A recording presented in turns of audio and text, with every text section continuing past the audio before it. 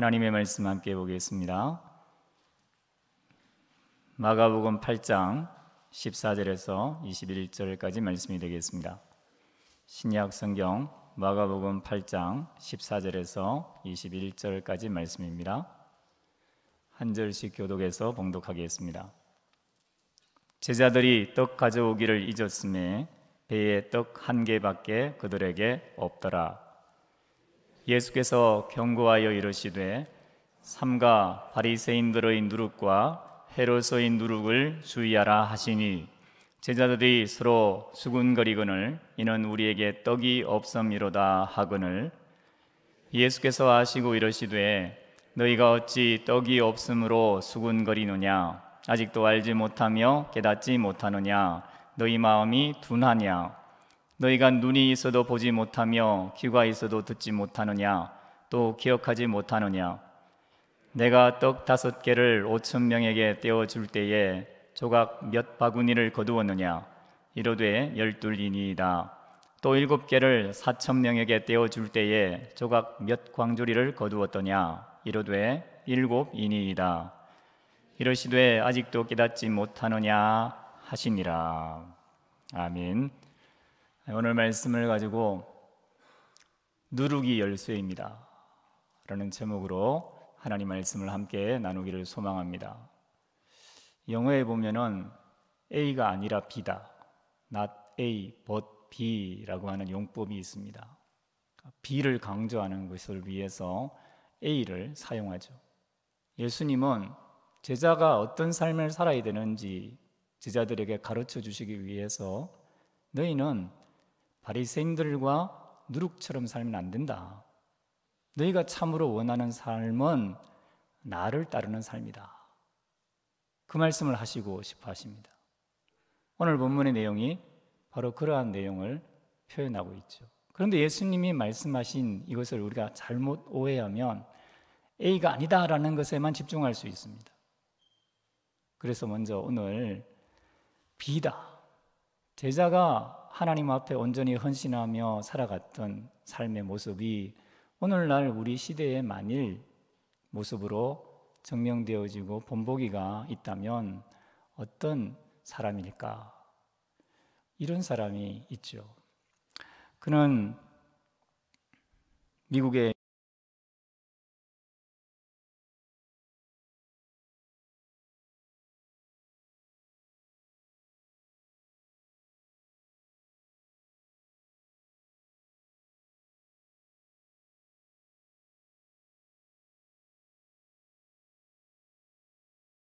접근도 하지 못하는 식인 부족이라고 하는 이야기를 들었고 자기가 고등학교 때부터 예수님을 믿고 나서 받았던 마음의 사명이 불타오릅니다.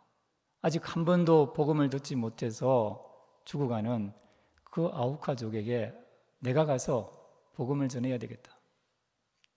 그는 자신이 누리던 모든 지위와 모든 명예, 모든 직임들을 다 내려놓고 선교사로 헌신합니다. 자기와 함께 동참하겠다고 말한 4명의 선교사와 함께 에콰도르 지역에 드디어 헬기를 타고 내렸습니다. 그가 잘 도착했고 이제 선교를 시작합니다. 보고를 하고 난 다음에 몇 달 동안 소식이 없었습니다. 그래서 에콰도르 정부와 미국에서 많은 관련자들이 그를 수색하기 위해서 파견대를 보냈습니다. 그리고 에콰도르의 헬기가 착륙했던 그 강가에 창과 도끼에 무참하게 살육당한 채 죽어있는 짐 엘리엇 선교사와 그의 동료들을 발견을 하죠. 지금 그림이 나오겠지만 로즈라든지 피트라든지 레이트라든지 에드와 같은 그 동료 선교사들과 함께 짐 엘리엇은 숨져 있었습니다. 5 젊은이의 죽음을 많은 사람들이 애도함과 동시에 이 무슨 불필요한 낭비인가? 이 얼마나 인적, 물적 낭비인가라고 의문을 제기하는 사람들이 생겼고 선교의 방향을 바꾸는 많은 젊은이들도 생겨났습니다. 그러나 그때 그의 아내 엘리자베스는 그가 평소에 남긴 글을 보여주면서 이렇게 말했죠. 원하지 않는 일이 일어난다면 그것은 낭비입니까? 그러나 제 남편은 꿈을 이루었습니다. 감히 그가 이룬 꿈을 낭비라고 하지 말아 주십시오. 짐 엘리엇과 함께했던 그 선교사들이 무참하게 도륙된 현장을 발견하고 그의 시신들을 수습하던 현장 대원들이 놀라운 사실을 하나 발견했는데 그들에게는 총 한 자루가 있었다는 것입니다. 그런데 평소에 그들은 자기들이 총을 가지고 이 에콰도르의 아우카 부족에게 들어가는 것은 혹시라도 맹수를 만나면 호신용으로 가져가는 것이지 그들에게 총을 사용하기 위해서가 아닙니다 라고 말했죠. 선교를 떠나기 전 자기 아들이 이렇게 물었습니다. 아빠, 만약 아우카족이 공격하면 아빠는 방어를 위해 총을 쏘실 거지요? 아들아, 우리는 그들에게 총을 쏠 수 없단다. 그들은 천국에 들어갈 준비가 안 되어 있지 않니? 우리는 준비되어 있지만. 이것이 짐 엘리엇이 평소에 자기 아들에게 한 말이었고 그는 그대로 자기의 총을 빼서 자기에게 창을 겨누고 도끼를 던지는 그 야만족, 식인종, 아우카족들에게 총을 사용하지 않았던 것입니다. 그리고 순교했습니다. 제자의 삶이 뭘까요? 바리새인들과 헤롯의 누룩과 비교되는 예수님처럼 자기를 십자가에 내어 주어서 생명을 바치는 사랑, 그것을 따라가는 제자의 삶이 무엇일까요? 짐 엘리엇은 29살에 그렇게 하나님께로 갔고 그의 동료들도 비슷한 나이에 하나님께 부름을 받았습니다. 예수님은 오늘 본문에서 바리새인들의 힐난을 받습니다. 그들의 시험을 받았습니다. 네가 만일 하나님의 아들이요 그리스도라면 하늘에서 오는 표적을 보여봐라, 이런 말들 하는 바리새인들의 이 시기심 가득한 힐난과 비난을 들었습니다. 그때 예수님은 제자들을 따로 불러서 다른 곳으로 가게 하시면서 아마 선상에서, 배 위에서 오늘의 말씀을 제자들에게 주신 것 같습니다. 이것은 사실은 예수님이 이미 경험했던 영적 시험이었죠. 예수님은 광야에서 40일 동안 금식하실 때에 사탄이 예수님께 나와서 시험을 하지 않습니까? 내가 만일 하나님의 아들이라면 이 돌들로 빵을 만들어 먹어라. 내가 만일 하나님의 아들이라면 성전 꼭대기에서 뛰어내려봐라. 천사들이 너의 발을 받들어 줄 건데 그러면 너를 사람들이 하나님의 아들이라고 인정하지 않겠냐? 천하의 모든 영광을 보여주면서 내게 절하라. 그러면 내가 이 모든 영광을 너에게 줄 거다. 이렇게 예수님을 시험했죠. 그 두 가지 시험, 즉 성전 꼭대기에서 뛰어내려라, 그리고 천하의 모든 영광을 취해라 라고 하는 것이 바로 바리새인들과 헤롯의 당들이 쫓고 있던 누룩입니다. 예수님이 이것이 제자들을 망치는 누룩으로 작용하지 않기를 원하셨습니다. 그래서 오늘 교훈의 말씀을 주는데 제자들은 여전히 오해하고 있습니다. 우선 그들은 이 문제가 경제적인 문제다라고 착각하죠. 오늘 우리가 읽었던 말씀에 보면은 14절과 16절에 제자들이 배에 떡 한 덩이밖에 없다는 사실을 깨닫습니다. 14절에 제자들이 떡 가져오기를 잊었음에 배에 떡 한 개밖에 그들에게 없더라.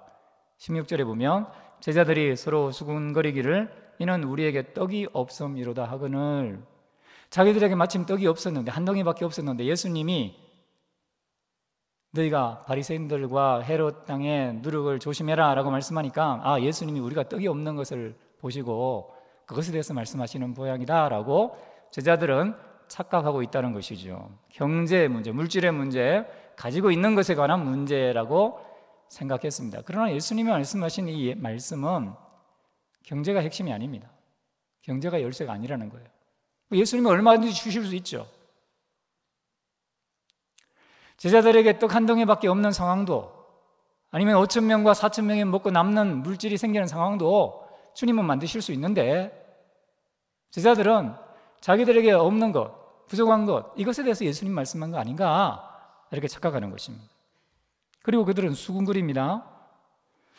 마태복음 18장 17절에서 예수님이 아시고 이렇게 말씀하시죠. 너희가 아직 떡이 없으므로 어찌 수군거리느냐? 아직도 알지 못하느냐? 아직도 깨닫지 못하느냐?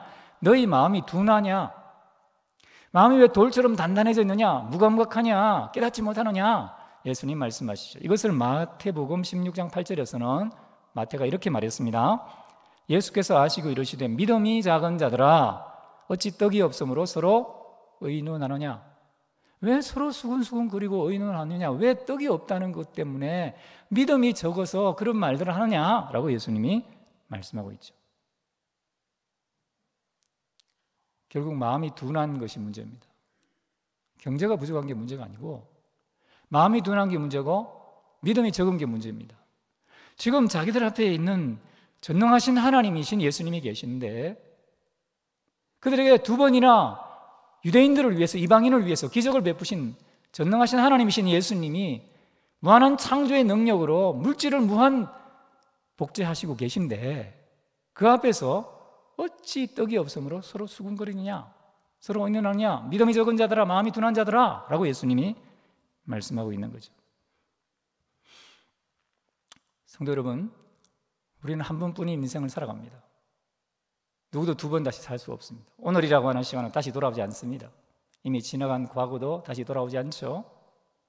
돌아보면 어떤 누룩의 영향을 받느냐에 따라서 주님이 기뻐하는 인생을 살기도 하고 A 같은 인생을 살기도 하는 것이죠.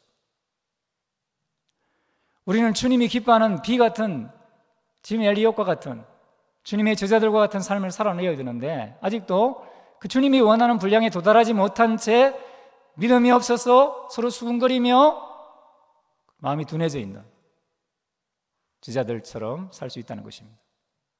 경제가 문제가 아닙니다. 주님께는 모든 것이 있습니다. 주님이 원하시면 어떤 사람이든 주님 부하게 만들 수 있고 어떤 상황이든 변화시킬 수 있습니다. 제자들은 이걸 잊어버린 거예요. 그리고 우리가 그 떡을 안 가져왔어, 그 빵을 안 가져왔어, 그걸 가져왔어야 되는데 이렇게 생각하고 있는 것이죠. 여러분, 예수님 우리의 무엇을 보십니까? 우리 심령이 과연 믿음으로 마음이 둔해지지 않은 상태에서 주님이 기뻐하는 삶을 살아가고 있는가? 그것을 보시는 거죠. 그래서 오늘 우리는 두 번째 나쁜 누룩을 주의해야 합니다. 예수님은 8장 15절에 경고하여 이르시되 삼가 바리새인들의 누룩과 헤롯의 누룩을 주의하라 말씀하셨습니다. 예수님은 지금 자신을 공격했던 사탄이 바리새인들 속에 역사하면서 헤롯 땅 속에 역사하면서 어떤 권력들을 이루어내고 예수님과 예수님을 따르는 제자들과 예수님을 추종하는 무리들에 대해서 위협을 가하고 있는 이 상황 때문에 제자들이 위협을 당하고 마음이 움츠러들어서 하나님이 기뻐하는 삶을 살지 못할까 염려하시며 그들에게 바른 말씀을 해주시는 겁니다. 무엇을 주의해야 될지를 가르쳐 주시는 것입니다. 여러분, 바리새인들은 마가복음 2장부터 계속해서 예수님께 질문을 던지며 시험하며 예수님을 공격했죠. 그들이 공격한 것을 일목요연하게 보시면 이렇게 되어 있습니다. 어찌하여 세리 죄인들과 함께 먹는가? 어찌하여 당신의 제자들은 금식하지 아니하냐? 어찌하여 안식일에 하지 못할 일을 하나이까? 어찌하여 당신의 제자들은 장로들의 전통을 준행하지 아니하고 부정한 손으로 떡을 먹나이까? 힐난하며 그를 시험하여 하늘로부터 오는 표적을 구하거늘 사람이 아내를 버리는 것이 옳으니까? 참 가당치도 아니하고 가짠다고 말하잖아요. 정말 비열하고 그러면서 시기가 가득한 이 악의에 가득 찬 바리새인들의 모습을 볼 수 있죠. 여러분, 바리새인들의 누룩이 무엇입니까?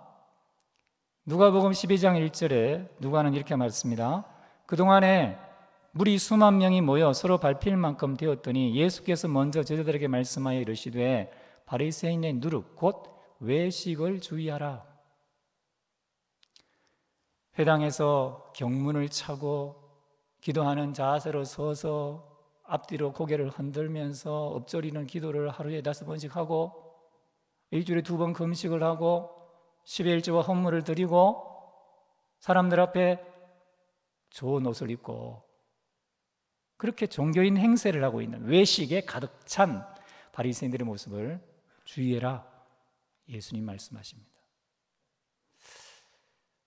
예수님을 잘 믿고 잘 따르는 교회에서는 중직이요 또 좋은 일들을 많이 하는 그런 집안의 자녀들이 집에서 부모의 모습 때문에 실망하는 경우가 많다는 이야기를 듣죠. 외식 때문에. 교회에서는 거룩 사랑을 말하면서 실제로 살아가는 삶을 보면은 이웃과의 관계에 있어서, 가족들과의 관계에 있어서 사랑은 눈꼽만치도 없고 외식으로 겉모습을 치장하는 것으로 가득한 모습 때문에 자녀들이 예수 믿는 그 선조들의 뒤를 따르지 않는 경우를 많이 봅니다. 왜 그럴까요? 바리새인의 누룩을 따르기 때문이죠. 어느 종교나 상관없이 이러한 외식된 모습이 있습니다. 특별히 예수님을 따르는 예수님의 제자들의 모임인 교회에도 알곡이 있는가 하면 가라지가 섞여 있는 거예요.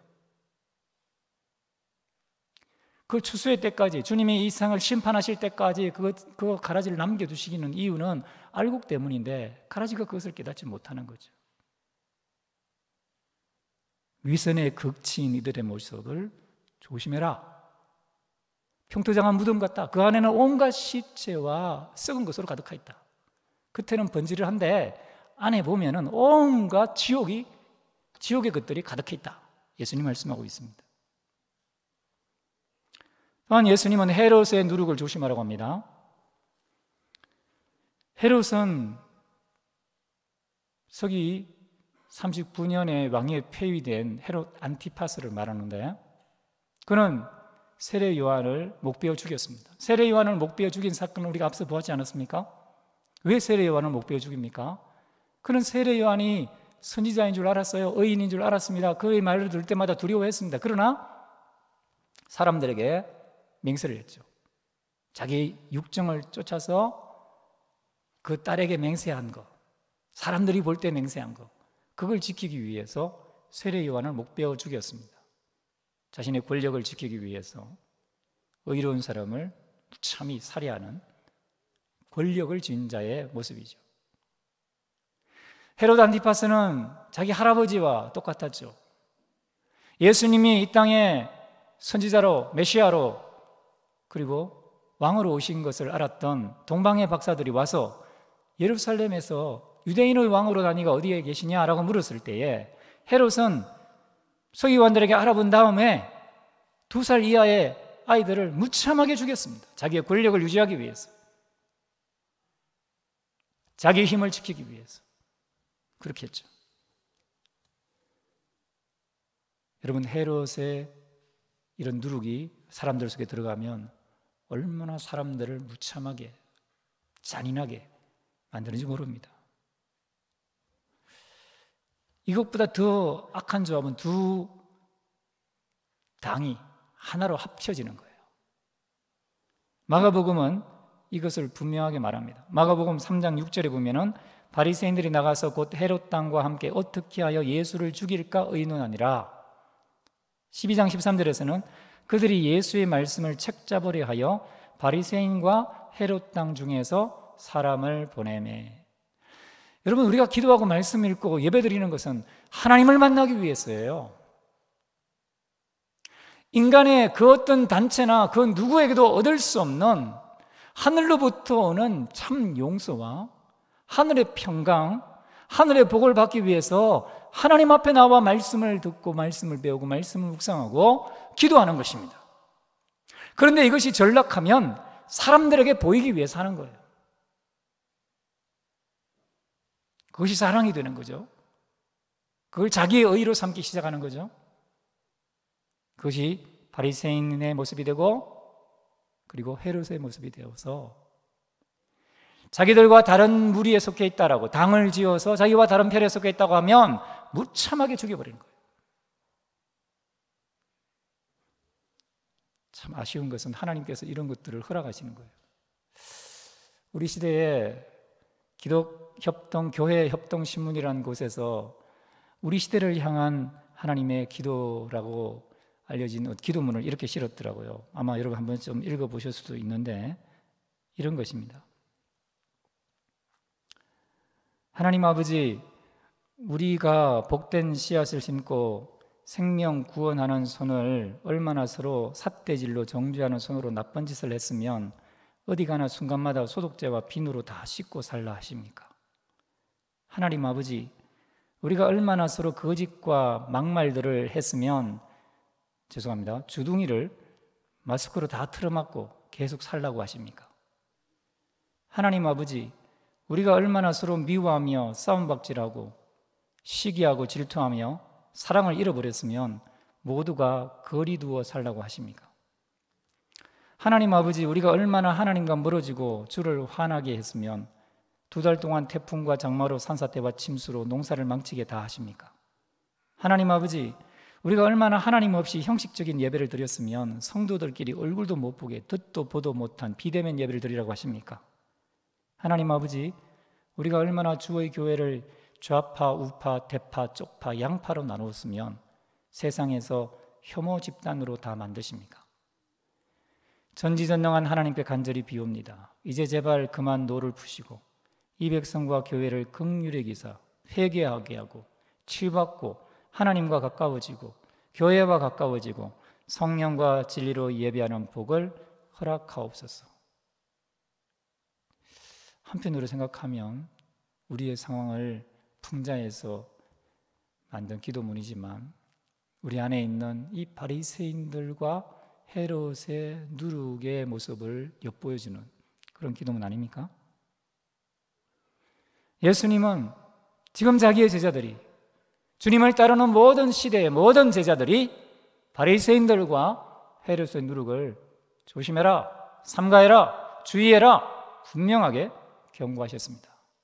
우리는 바리새인들과 이 헤롯의 누룩을 경계할 수 있기를 소망합니다. 주님이 원하시는 누룩은 하나님 나라의 누룩입니다. 우리는 하나님 나라의 누룩을 구해야 합니다. 예수님은 마태복음 13장 33절에 이렇게 말씀하셨죠. 또 비유로 말씀하시되 천국은 마치 여자가 가루 소말 속에 갖다 넣어 전부 부풀게 한 누룩과 같으니라. 우리 주님은 우리에게 천국에 대해서 말씀하셨는데 똑같은 누룩을 사용하셔서 말씀하셨어요. 그러니까 누룩이 좋은 역할을 할 수도 있고 나쁜 역할을 할 수도 있다는 것입니다. 나쁜 역할을 하는 누룩을 경계하고 좋은 역할을 하는 누룩을 우리 마음에 간구하여 그 누룩이 우리의 마음에 우리의 모든 것을 부풀게 만들면 우리가 하나님 나라로 의와 평강을 희락을 누리고 그리고 그런 나라를 만들어가게 된다는 것입니다. 이것은 지극히 개인적인 뿐만 아니라 개인이 모여있는 교회 공동체에 대한 주님의 마음이죠. 그래서 심령 천국이 이루어질 때야 가정 천국이 이루어지는 것이고 가정 천국이 이루어져야 지상 천국이 이루어지는 것이고 지상 천국 속에 영원한 하나님 나라의 천국이 묘사되어서 나타나는 것입니다. 여러분, 예수님은 오늘 18절, 19절부터 21절까지 뭐라고 말씀하십니까? 너희가 눈이 있어도 보지 못하며 귀가 있어도 듣지 못하느냐? 또 기억하지 못하느냐? 내가 떡 5개를 5,000명에게 떼어줄 때에 조각 몇 바구니를 거두느냐? 이러되 12리니이다. 또 7개를 4,000명에게 떼어줄 때 조각 몇 강조리를 거두느냐? 이러되 7이니이다. 이러시되 아직도 깨닫지 못하느냐? 하시니라. 주님이 조금 전까지 보여주셨는데 베세다에서 오병이어를 일으켜서 오병이어 기적을 일으켜서 남자만 5,000명 되는 무리를 먹이고 12광주리에 남게 했지 않았냐?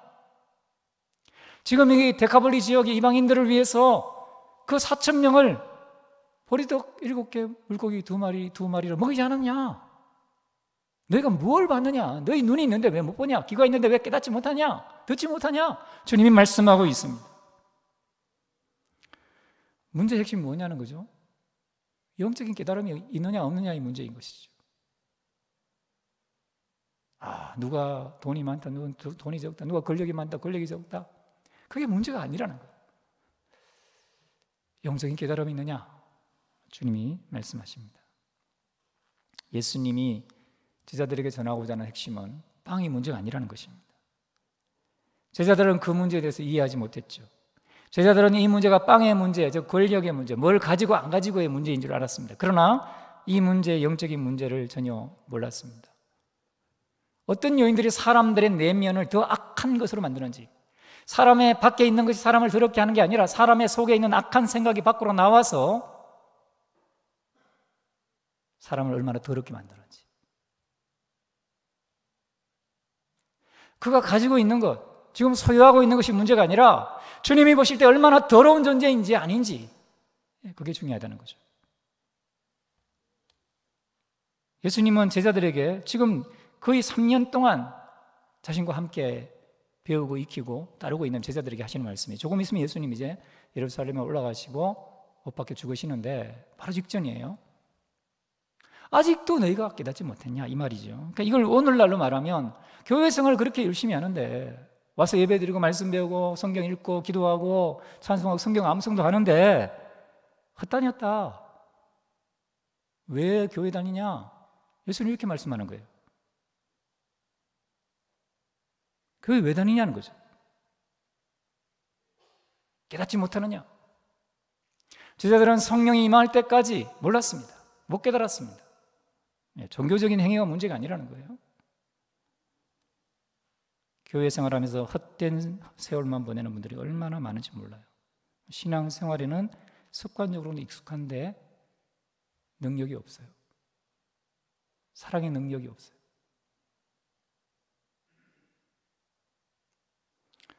짐 엘리엇이 그렇게 순교한 그 마음이 뭘까요?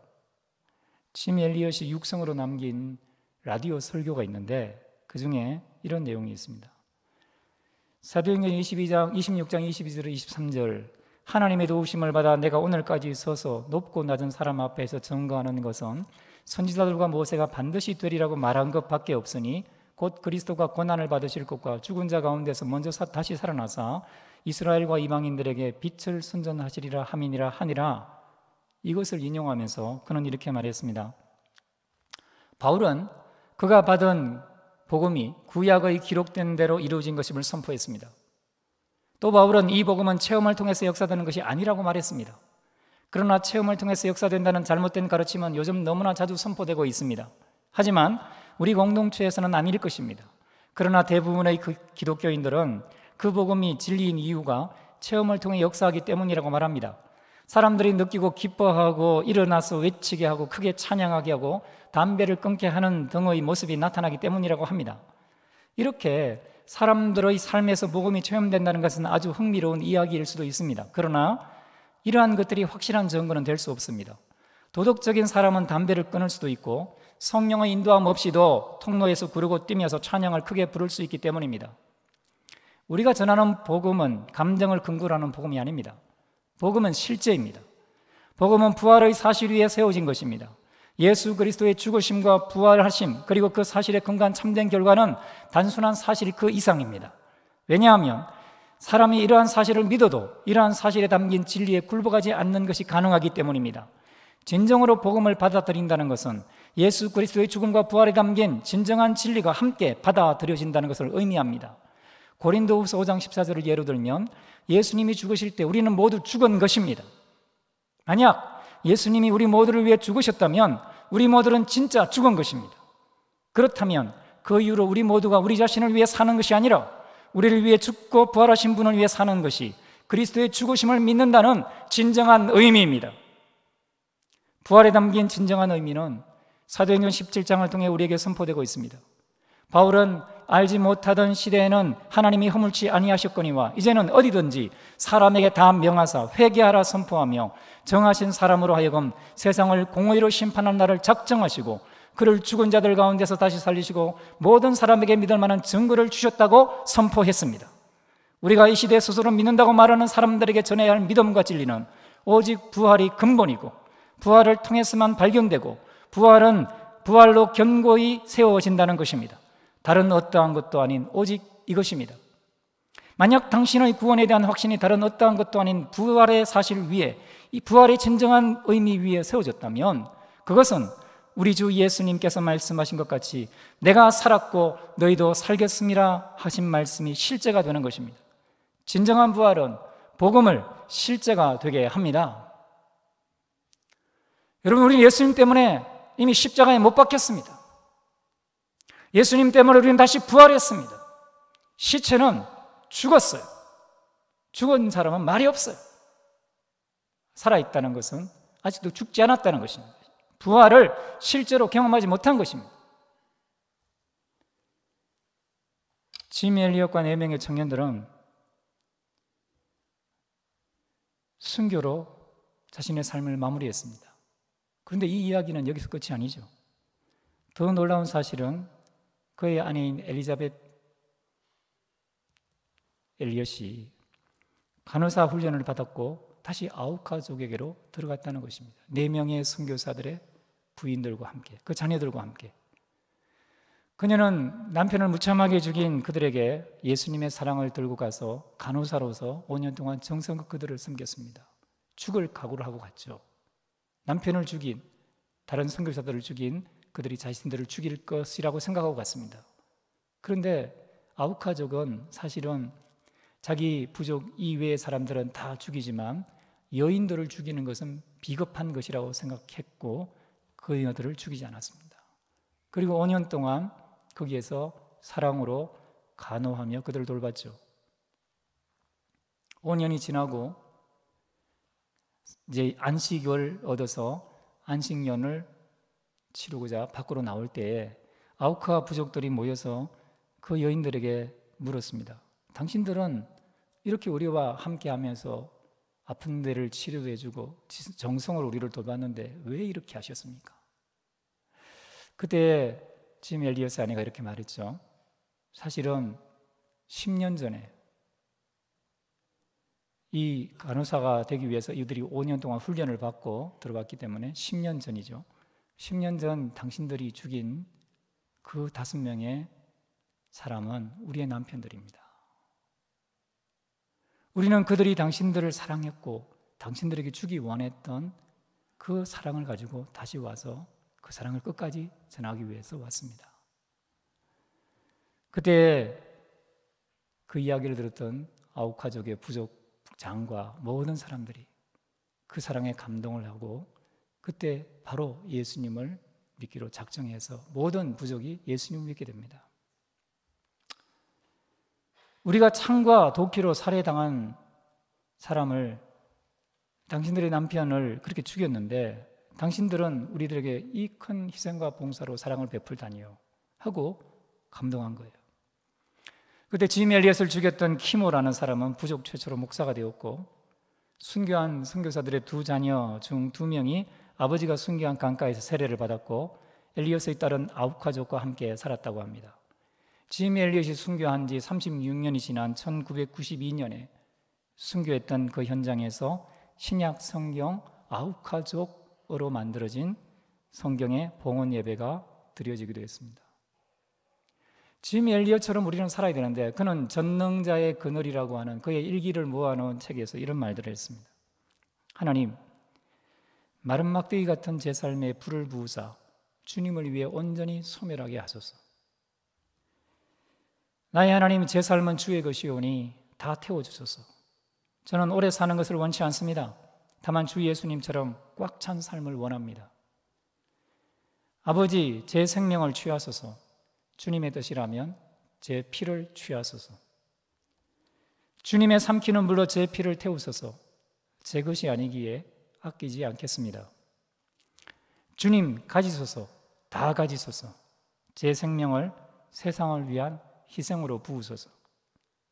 피는 주님의 제단 앞에 흐를 때만 가치 있는 것입니다. 그 이외에도 그가 그 선교의 현장으로 가기 전에 가슴에 품고 기도했던 하나님 나라를 위해서 자신을 십자가에 못 박고 부활하신 주님을 주로 모시며 살아갔던 그의 영성 일기가 남아있죠. 한번 찾아보시면 좋겠습니다. 사랑하는 성도 여러분, 우리는 not A but B, 바리새인들과 헤롯의 누룩처럼 이 세상에 우리를 영향력 끼치려고 하는 어떤 누룩도 경계하며 물리쳐야 할 것입니다. 그리고 하나님 나라의 누룩을 구해야 할 것입니다. 지금 엘리야 같은 사람, 예수님 같은 사람 될 수 있기를 주의 이름으로 축원합니다. 우리 다 함께 자리에 일어나셔서 다니엘의 기도를 하나님 앞에 찬양 올려드리기를 원합니다. 주의